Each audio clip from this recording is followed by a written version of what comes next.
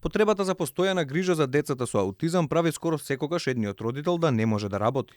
Додека финансиската помош што ја добиваат од државата е незначајна, вели Братислав Јовановски, родител на дете со попреченост. Дополнителен товар според него е тоа што голем број на родители плаќаат и приватни асистенти и дефектолози, бидејќи децата не можат самостојно да функционираат, а помошта од државата во оваа смисла сериозно недостасува. Секаде кај што се движиме во јавноста, нашите деца се уште се игнорирани, бегаат од нив како да е некоја заразна состојба.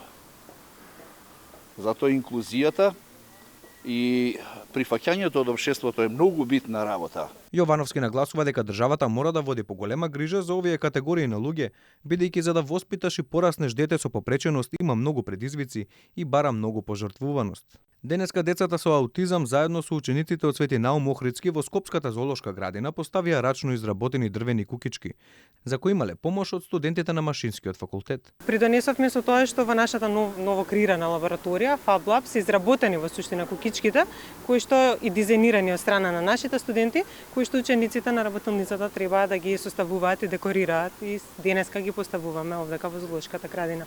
Децата со попреченост се гениални, а некогаш дури и повеќе од останатите. Со секој проект ние докажуваме и покажуваме дека децата со попреченост се подеднакво гениални и успешни како и сите останати деца.